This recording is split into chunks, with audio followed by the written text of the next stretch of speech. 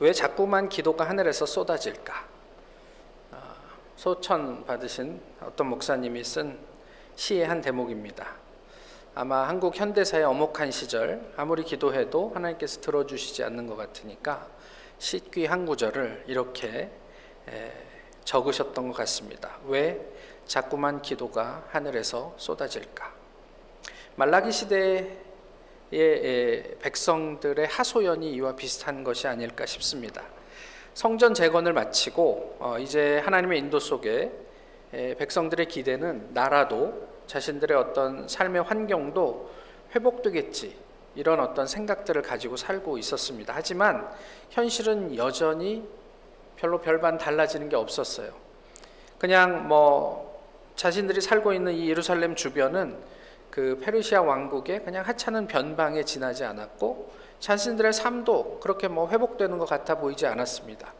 하나님께서 학개나 스가랴 선지자를 통해서 회복에 대해서 예언을 해 주셨음에도 불구하고 그 예언은 현실의 벽에 부딪혀서 이제는 더 이상 기대하기 어려운 그런 어떤 지나가는 하나님의 말씀처럼 여겨지기도 했던 거죠.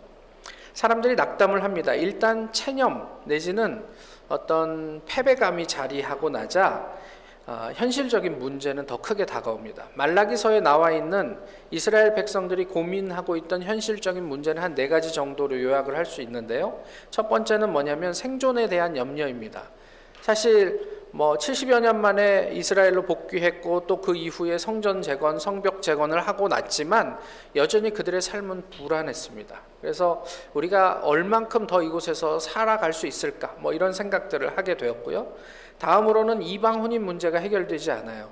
처음에 그 에스라 느헤미야가 왔을 때 오랫동안 하나님의 법 없이 살던 유대인들이 남아서 이방 여인들과 혼인하고 또 성전 안에 미동을 두고 이런 여러 가지 행위들을 척결하려고 애를 많이 썼음에도 불구하고 여전히 그런 문제들이 해결되지 않고 있는 모습들을 이야기를 하고 있습니다. 그리고 예배 타락이 아주 문제가 되는데요. 말라기 선지자는 굉장히 과격한 이야기들을 해요. 2장에서 보시면 그런 어떤 예배들을 보면서 뭐라고 얘기하냐면 이것이 너희 얼굴에 똥칠하는 예배다, 이런 이야기를 하고 있는 거예요. 이게 굉장히 원색적인 이야기를 하면서 너희들이 예배를 한번 돌아보라, 이런 말씀을 하고 있거든요. 그리고 이제 마지막으로 율법을 외면하는 사람들의 행태들을 이야기합니다. 근데 사실 이게 이렇게 말씀을 드렸지만 성경이 이야기하는 맥락은 동일한 맥락이에요. 삶이 어려워지고 예배가 파괴되고 사람들의 삶 속에서 하나님께서 원치 않는 어떤 그런 모습들이 드러나고 그리고 율법이 무시되는 것, 이건 다 하나의 맥락이에요. 사람들의 입장에서는 이런 겁니다. 하나님에게 실망했다. 우리는 더 이상 하나님을 믿고 싶지 않다. 도대체 하나님이 어디 있냐? 이런 이야기를 하는 거죠. 신앙과 하나님에 대한 이런 냉소적인 분위기, 이것은 본문 오늘 읽었던 바로 앞구절에 나와 있는데 2장 17절의 말씀인데 무슨 내용이 담겨 있냐면 말라기 선지자가 이렇게 얘기해요. 하나님을 괴롭히는 사람들에 대한 언급을 하고 있어요. 악행하는 자가 여호와의 눈에 좋게 보이나 보다. 하나님께서는 그 악행하는 자를 기쁘게 생각하시는가 보다. 이런 이야기예요.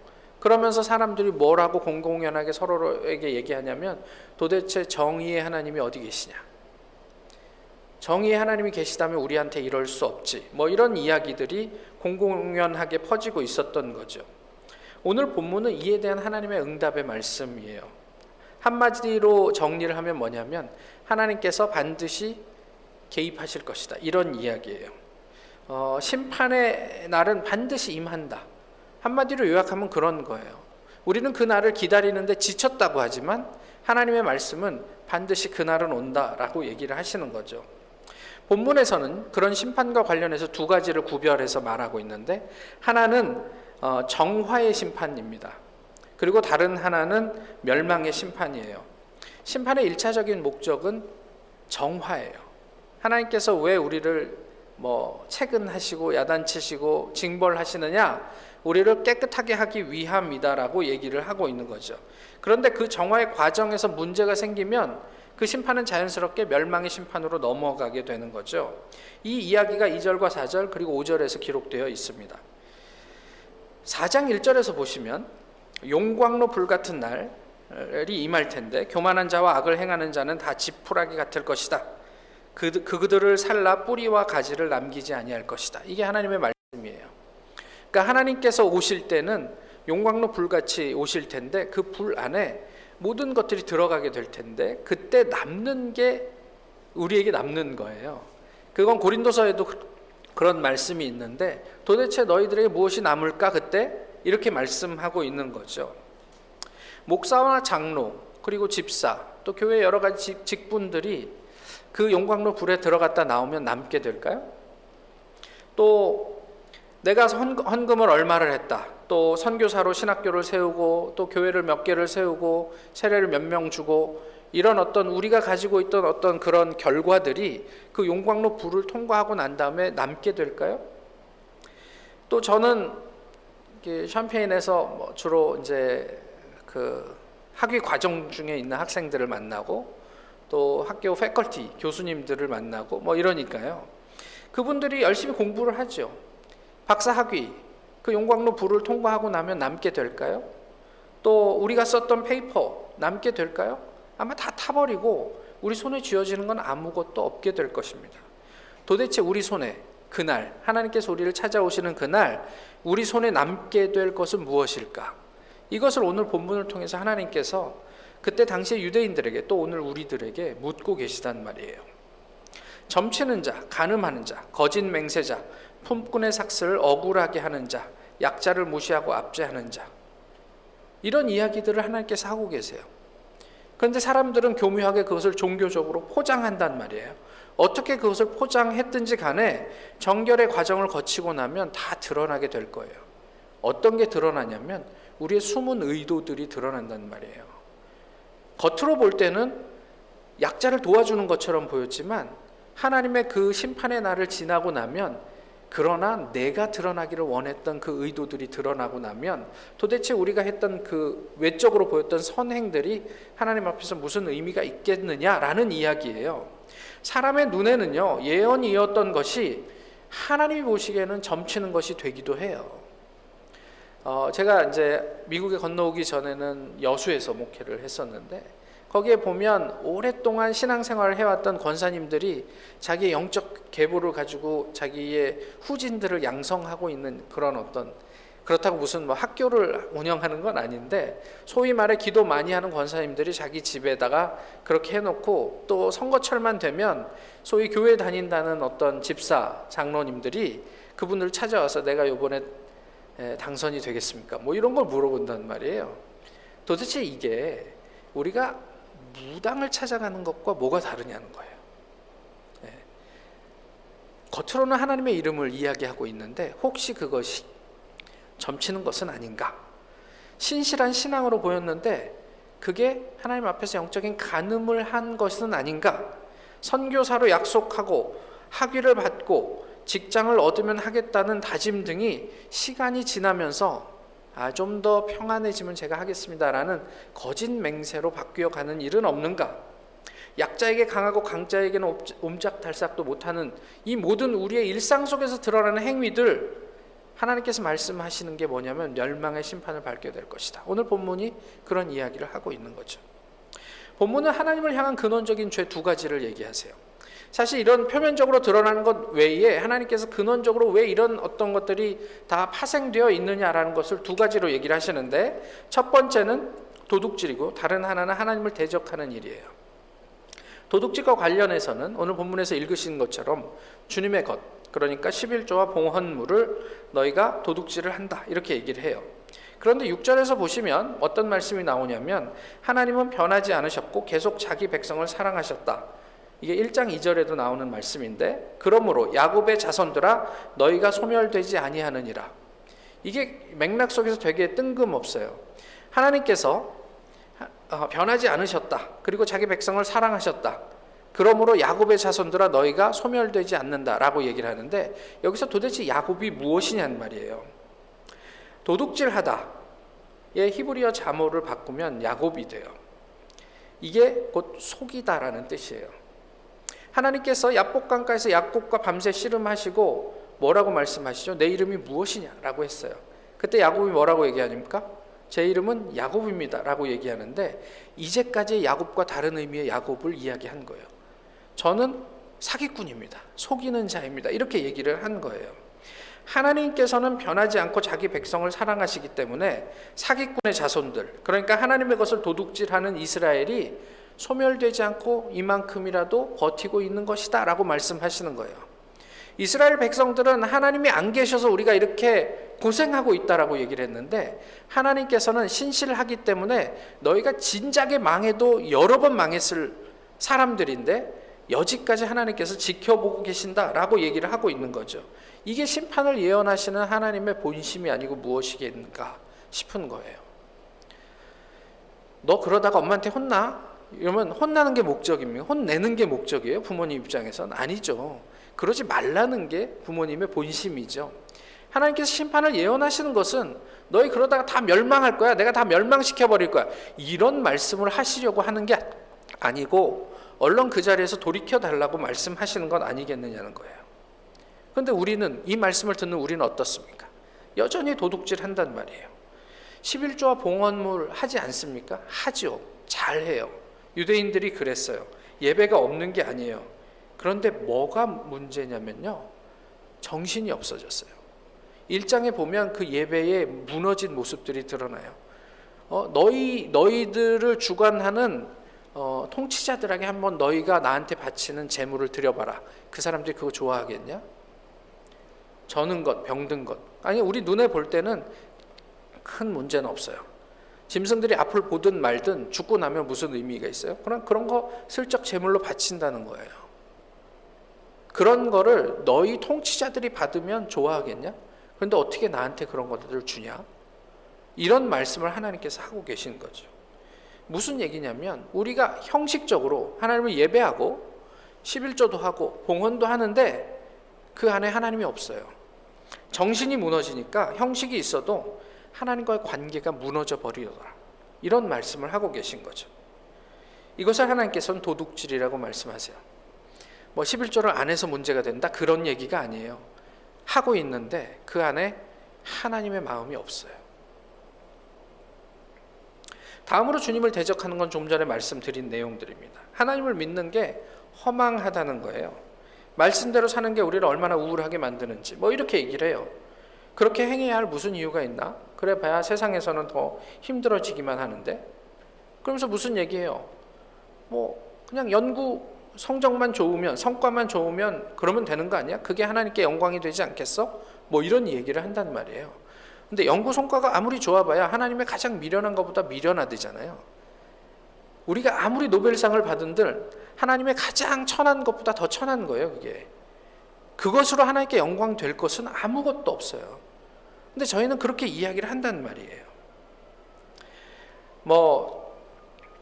여러 가지 입장이 있을 수 있지만, 저희가 최순실 같은 분들, 저희가 한때 이렇게 어떻게 그럴 수가 있지? 라고 이야기는 하지만, 또 다른 한편으로는 그래도 저래 봤으면 좋겠다, 부러워하는 그런, 우리가 악을 행하지 않는다는 전제하에 그래도 저렇게 돈 많아 봤으면 좋겠다, 유력해 봤으면 좋겠다, 이게 우리의 솔직한 마음 아니냔 말이에요.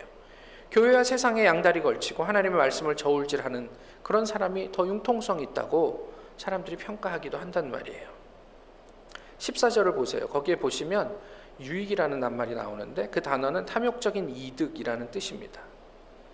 하나님을 바로 섬기는 것이 우리의 인간적인 소원, 그러니까 탐욕적인 이득을 획득하는데 전혀 도움이 되지 않는다, 사람들은 그렇게 이야기하는 거예요. 달리 얘기하면 하나님을 섬기는 게 나의 탐욕적인 이득을 획득하는 데 도움이 됐으면 좋겠다라는 마음이기도 해요. 내가 원하는 윤택한 삶, 이루고 싶은 욕심, 이런 것들이 이루어지지 않아서 이제는 지치고 짜증난다는 얘기예요. 하나님을 믿었으면 하나님께서 그런 것들을 우리에게 담보해 주셨으면 좋겠다는 얘기예요. 여기서 오해하지 마실 것은 하나님께서 그것을 우리가 그렇게 사는 걸 원치 않는다, 이런 얘기가 아니에요. 우리가 하나님에게 기대하는 바가 하나님과 함께하는 것이 내게는 복이고 평안이다, 이런 이야기가 아니고, 하나님을 통해서 내가 그런 유익을 얻었으면 좋겠다라는 게 전부라면 문제가 된다는 거죠. 지금 우리 눈에 하나님이 개입하지 않으시고 역사하지 않으시는 것처럼 보인다고 이렇게 하나님을 조소하고 우리의 신앙에 대해 냉소하는 것이 다름 아닌 하나님을 대적하는 일이다. 오늘 본문은 우리에게 그렇게 가르쳐 주고 있습니다. 복음이 무엇입니까? 사람들에게, 믿지 않는 사람들에게 복음을 전했다 그러면 어떤 내용을 전할까? 우리가 보통 그런 생각들을 많이 하죠. 그렇지만 복음은 그런 게 아니에요. 복음은 삶이에요. 삶의 내용을 성경이 기록한 것이지 성경이 기록되고 그런 삶이 시작된 게 아니에요. 좀 더 구체적으로 말씀드리면 복음은 그리스도와의 동행이에요. 내가 어떻게 그리스도와 동행을 했는지, 그 동행의 결과가 무엇이었는지 그냥 그렇게 드러나는 게 복음이란 말이에요. 결혼 생활이 의무입니까? 결혼 생활은 사랑이죠. 결혼했다면 이걸 해야 돼. 이건 의무잖아요. 근데 사랑하면 하게 되죠. 복음은 그런 거예요. 우리가 하나님을 사랑하게 되면 하게 되는 그것이 복음이라는 이름으로 우리의 삶 가운데 드러나게 된다. 이게 복음이에요. 당신이 예수를 믿는다면 이런 것도 해야 돼, 저런 것도 해야 돼. 이거는 법이죠. 의무이죠. 나의 행위로 신앙과 복음을 증명하려고 하지 말라고 하나님께서 말씀해요. 그것은 복음이 아니에요. 11조로, 새벽 기도로, 봉사로, 사회 참여로 그리스도인됨을 증명하려고 하는 것, 그것으로 복음을 증명하려고 하는 것은 사실은 그거는 복음이 아니에요. 이단적인 거예요. 우리가 예수님을 사랑하다 보니까 삶이 약자들을 배려하게 되고, 우리가 하나님을 사랑하니까 우리가 하나님 앞에 뭔가 더 할 수 있을까? 그것이 봉사의 삶으로 드러나게 되고, 이게 복음이란 말이에요. 그 반대로 뭔가를 증명하려고 하고 나를 드러내려고 하는 것은 이 우상숭배예요. 예수님을 사랑하십시오. 그리고 그분과 함께 하십시오. 그러면 우리의 일상 속에서 드러나는 것을 보시게 될 거란 말이에요. 교회 안에서의 삶은 물론이고요, 세상 한가운데서 우리의 이웃과 함께하는 자신을 발견하게 될 거예요. 반대로요, 내가 그리스도와 성경과 함께한다고 주장하지만 그에 상응하는 삶이 수반되지 않는다면, 그렇다면 복음은 없어요. 유토피아적인 환상에서 벗어나셨으면 좋겠어요. 유토피아가 뭡니까? 절대로 존재할 수 없는 어떤 이상향 아니에요? 그런 환상에서 벗어났으면 좋겠어요. 이상적인 고민이 어떤 의미가 있습니까? 우리가 고상한 생각을 한다고 천국이 이 땅에 이루어집니까? 우리가 교회에 모여서 하나님의 나라는, 복음은 이런 거야, 이상적인 크리스찬의 모습은 이런 거야, 이런 얘기를 나눈다고 우리의 삶이 변하던가요? 투신하지 않으면, 이게 천주교에서 쓰는 단어예요. 헌신 대신에 천주교에서는 투신이란 말을 쓰는데, 제가 그건 좀 더 좋다고 생각을 해요. 자기의 몸을 던져 놓지 않으면, 그러면 변화는 일어나지 않습니다. 우리의 컴포트 존, 그것을 벗어나지 않으면 복음은 드러나지 않는다는 거예요. 삶이 변합니까? 그곳에 복음이 있는 거예요. 변화없는 삶을 지속하던 이스라엘에게 하나님이 한 가지 제안을 하시죠. 뭐냐면, 한번 제대로 해봐라. 그래서 이전보다 더 내가 너희들을 챙겨주는지 그렇지 않은지 한번 시험해봐라. 너희 온전한 11조를 나에게 드려서 한번 해봐라. 그러면 내가 너희에게 창고에 쌓을 곳이 없도록 너희에게 리워드 하지 않는지 한번 시험해봐라. 이렇게 말씀하세요. 얼마나 답답하면 그러시겠어요?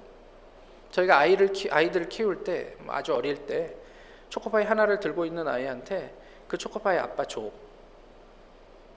저는 내심, 그러면 내가 초코파이 한 박스 줄게. 이 아이가 그 하나 저한테 줍니까? 절대로 주지 않습니다.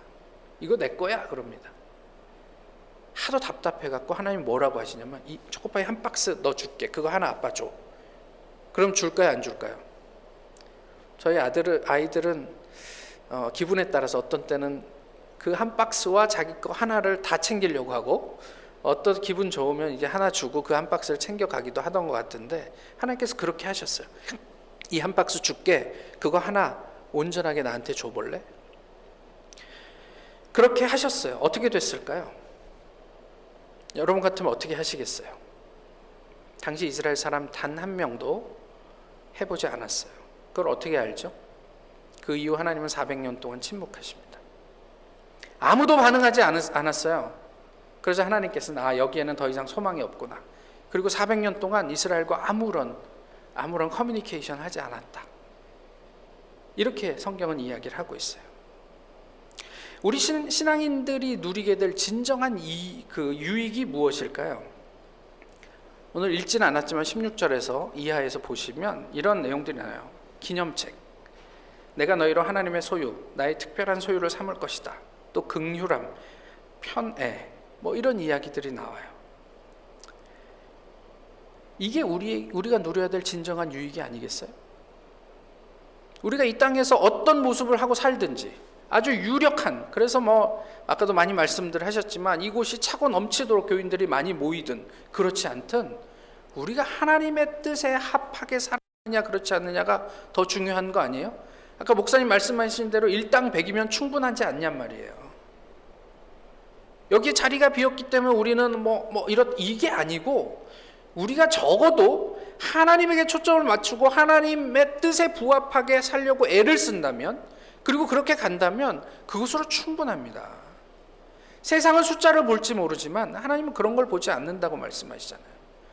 그리고 나중에 우리가 하나님 앞에 섰을 때 우리의 이름이 그분의 책에 기록되어 있느냐, 우리가 이 땅에 살고 있는 동안 하나님께서 우리를 특별한 나의 소유라고 생각하느냐 그렇지 않느냐, 하나님께서 우리를 얼만큼 긍휼히 여기시느냐, 사랑하시느냐, 그것이 우리가 누리게 되는 유익이 아니겠느냐는 말이에요. 정한 날은 하나님의 시간입니다. 반드시 옵니다. 우리가 정하는 게 아니고 하나님께서 정하셔서 반드시 온다고요. 오늘 내 눈에 하나님이 목격되지 않아도 반드시 하나님의 뜻이 이루어지는 때가 옵니다. 바로 그때, 그 하나님의 날, 우리는 사는 사람입니까? 아니면 죽는 사람입니까? 도대체 무엇으로 우리의 유익을 삼고 싶으냐 하는 거예요. 제가 지난달에 한국을 좀 방문을 하고 왔는데요. 제가 청년들 사역을 오랫동안 했잖아요. 그러니까 한국에 이제 그 졸업하고 간 청년들이 뭐 사업으로, 뭐 교수로, 연구원으로, 곳곳에서 직장인으로 살아가고 있는데요. 이번 방문의 목적들은 부자 만나기였어요. 제가 샴페인에서 좀 청년들, 특히 어린 아이를 데리고 있는 가정들을 위해서 하고 싶은 일들이 있는데 항상 그런 일들에는 재정이 필요하잖아요. 부자를 좀 만나봐야 되겠다. 그래서 돈이 주체할 수 없을 정도로 많은 부자들을 좀 만나고 왔거든요. 한 분은 이런 분이에요. 11조를 한 달에 한 300만 원쯤 하시는 분인데 어느 날 그런 생각이 든 거예요. 이 월 300만 원이라는 돈이 자기 한 달 차 유지비 정도밖에 안 된다는 거죠. 그래서 하나님 앞에 좀 미안한 마음이 들었대요. 그래서 그냥 11조를 1,000만 원씩 해야 되겠다. 그래서 한 달에 1,000만 원씩 11조를 하셨대요. 근데 어느 날 또 어떤 분하고 얘기를 하다가 자기는 매주 11조를 한다는 얘기를 들었다는 거예요. 그래서 이분이 매주 11조를 해? 그러니까 자기도 이제 도전이 돼갖고 그럼 나도 매주를 해볼까 했는데 한 주에 1,000만 원씩 매주 한 달에 4천만 원 11조 하기는 좀 부담이 돼서 그러면 격주로 해야 되겠다. 그래서 한 달에 2천만 원씩 하나님 앞에 11조를 하신대요. 어떤 생각이 드세요? 한국 교회 시골에서 그 신앙생활 하신 어떤 장로님 이야기인데 아주 신실한 분이에요. 근데 그분의 신실함을 11조 액수로 따지시겠어요? 아니요, 그분이 일상 속에서 어떤 일을 하고 계시는지로 보셔야 하지 않겠느냐는 말이에요. 그냥 얘기만 드릴게요. 또 다른 한 분이 있는데 제가 이분 때문에 한국에 가서 처음으로 오마카세를 먹어봤어요. 오마카세가 이렇게 어쨌든 그런 거 얼마냐 그랬더니 한 끼에 한 150불 한대요. 그러니까 둘이 먹었으니까 300불어치를 둘이서 밥을 먹은 거예요. 그걸 먹으면서 이거 맛있네, 여기 자주 와야겠다. 그러니까 일주일에 뭐 한 2번, 매일이라도 자기 와이프랑 거기에서 오마카세를 먹어도 별로 부담되지 않는 사람이에요. 자기 집을 지어서 살고 있는데 지하 1층, 지상 3층. 한국에서 그러기가 쉽지 않잖아요. 지하 가라지가 자동차 한 12대 될 수 있는 가라지고 지하에는 스크린 골프장, 자기 개인 짐 뭐 이런 게 다 갖춰져 있어요. 전혀 부족한 게 없는 사람이에요. 이 사람이 샴페인에서 공부할 때 새벽마다 얼마나 열심히 기도했는지 몰라요. 그리고 자기가 모든 음식 재료들 준비해 와서 새벽 기도가 끝나면 청년들하고 같이 아침 식사를 하고, 방학 때 얘기예요. 아침 식사를 하고 자기가 준비해서 사람들 먹이고, 거기에서 자매를 만나서 결혼을 해가지고 지금 한국에 살고 있거든요. 그런 이야기들을 제가 그 집에 가서 나누었어요. 그랬더니 그 와이프인 자매가 뭐라고 얘기하냐면, 그때 그 시절 그 사람은 이곳에 없습니다, 이렇게 얘기해요. 그때 그 시절에 저희 남편은 이곳에 없습니다. 어떻게 생각하십니까? 태국에 잠깐 다녀왔어요. 제 군대 한 달 후배인데요. 그 친구도 태국에서 사업을 해갖고 아주 엄청난 자산가가 된 사람이죠. 자신의 1시간 가치가 한 6만 불쯤 된대요. 연매출 한 1,000억 되는 사업을 일구어서 사업하고 있는 사람이에요. 이제 한 3,000억, 곧 3,000억이 된다고 그래요, 매출이. 지금 고민이 1조를 할까 말까래요. 그래서 내가 물었어요. 왜 1조를 할까 말까가 고민이야? 그랬더니 3,000억을 버나 1조를 하나, 내가 쓸 수 있는 돈은 한계가 있어요, 형님. 그런데 1조를 벌자고 하면 내가 하나님의 일을 못해요. 물론 돈으로 할 수 있겠지만 이게 다가 아닌 거예요. 그래서 그냥 딱 거기까지만 하고 더 의미 있는 어떤 다른 일들을 할까? 아니면 더 벌어서 더 재정적으로 기여하는 게 맞나? 뭐 이런 고민을 하고 있더라고요. 아시겠지만 군대 제 한 달 후임인데 군대 2년이 이렇게까지 이어집니까? 그러기가 쉽지 않잖아요. 근데 대화하면서 많은 도전과 영감을 얻었습니다. 또 다른 한 사람도 있어요. 제가 샴페인에서 이런 일을 하고 싶다라고 했을 때 깊이 공감해 주었고, 제가 얼마든지 거기에 조인하겠습니다, 저를 첫 번째 후원자로 삼아 주십시오, 이런 사람이에요. 이런 부자들 얘기를 들으면 저희 교회 이제 젊은 엄마들이 이렇게 얘기해요. 그렇게라도 좀 살아봤으면 좋겠습니다, 뭐 이런 얘기를 해요. 부럽죠. 하지만 하나님 앞에서 고민합니다. 부자이지만 다른 삶을 사는 사람들이 있어요. 도대체 우리는 어떤 삶을 살고 싶은 건가 하는 거예요. 오래전에 가깝게 지내던 저희 교회 선배 누님과 통화를 했었는데, 제가 목사니까 저한테 소위 상담을 요청했어요. 내용은 11조와 관련된 얘기예요. 무슨 상담을 했을까요? 11조를 세전으로 할까 세후로 할까? 이렇게 물어보는 거예요. 돈 얼마 때문에 하나님이 그렇게 섭섭해하지 않으실 테니 편안한 마음으로 기도하고 남편과 잘 상의해서 뭐 세전이든 세후든 정성스럽게 하시면 됩니다, 이렇게 말씀을 드렸어요. 충분히 이해합니다. 그런 고민들 이해합니다. 미국에서의 삶이 팍팍하니까, 쉽지 않으니까 그런 고민을 할 수 있지요. 그런데 궁금해요. 무엇을 위한 세전이고 무엇을 위한 세후냐 하는 거예요. 그곳에 하나님이 있습니까? 그러면 세전이든 세후든 그게 무슨 상관이에요? 하나님께서 저희 돈 100불, 200불, 1000불, 2000불 가지고 시비 걸고 그러시는 분입니까? 아니에요. 하나님께서 우리가 너무너무 힘들고 가난해서 설령 11조를 하지 못해도, 그러면은 그래, 힘든데 너 살아라, 이렇게 말씀하시지. 그게 부모님 마음 아니에요? 자식이 힘든데 야 나한테 왜 용돈 안 주냐 그러면서 멱살 잡고 싸우시겠어요, 자식들하고? 저는 그런 부모님은 정상적인 상황에서는 만나보지를 못했어요. 그 안에 하나님이 있는가, 이게 중요한 거 아니겠는가 하는 거예요. 세전으로 하면 망할까요? 세후로 하면 더 편해질까요? 오늘 우리는 어떤 유익에 집중하고 있습니까? 지금 우리의 삶의 자리는 하나님의 나라입니까? 아니면 세상입니까? 성경이 오늘 우리에게 묻고 있어요. 의인과 악인, 하나님을 섬기는 자와 섬기지 아니하는 자를 분별할 때 그 하나님의 날, 우리는 누구일까요? 때가 됐다, 하나님의 나라가 가까웠다, 회개하고 복음을 믿으라. 세례 요한도 그랬고 예수 그리스도도 처음 사역을 시작하는 일성이었습니다. 전능한 하나님 앞에서 이처럼 무력하게 사는 우리 스스로를 좀 회개했으면 좋겠어요.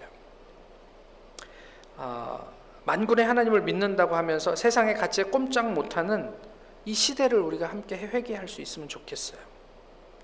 창조자 하나님을 앞에 두고 나의 인생과 탐욕적 유익을 추구하는 삶을 회개했으면 좋겠어요. 세상의 삶을 포기하라는 게 아니라고요. 그런 가치로부터 자유로워져야 우리가 복음을 살 수 있어요. 돈이 많으나 적으나, 내가 건강하나 연약하나, 존귀하나 비참하나, 내가 성령 안에서 일체의 비결을 배웠다고 고백한 바울의 고백이 그런 의미란 말이에요. 우리가 세상의 가치로부터 자유로워져야 복음을 살 수 있다고 얘기하는 대목이에요. 그래야 우리가 살 수 있습니다. 우리가 살아야 우리의 이웃이 살아요. 하나님을 바로 섬기는 사람이 하나님의 특별한 소유입니다. 돈이 많은 사람이 아니고, 세상에서 유명한 사람이 아니고, 하나님을 바로 섬기는 사람이 하나님의 특별한 소유입니다. 하나님을 바로 섬기고 그 명령을 지키는 것만이 우리에게 궁극적인 유익이 됩니다. 하지만 한 가지 꼭 기억하실 게 있어요. 무엇이냐면 400년 하나님 침묵의 결론이 무엇인 줄 아십니까? 400년 하나님께서 삐쳐서 침묵하셨어요. 저는 이렇게 느껴져요. 하나님께서 그 400년을 우리를 위해 뭔가를 준비하셨어요. 그 결과가 무엇입니까? 예수 그리스도였습니다. 우리에게서는 소망이 없으니까 하나님께서는 나를 죽여야겠구나. 그 400년의 결과가 예수 그리스도였음을 잊지 않으셨으면 좋겠어요. 그게 하나님 아버지의 우리를 향한 마음입니다. 하나님의 열심이었어요. 기도하겠습니다. 귀하신 주님, 귀한 날 주님 앞에 예배하게 하심을 감사합니다. 우리 모두가 주님의 특별한 소유가 되어 하나님이 아끼는 자녀가 되게 하옵소서. 세상 사람들이 복되다 하는 교회가 되게 하옵소서. 고르반을 외치며 탐욕적 이득을 갈구하기보다 하나님 마련하신 유익에 투신하는 우리 모두가 되게 하옵소서. 예수님 이름으로 기도하옵나이다. 아멘.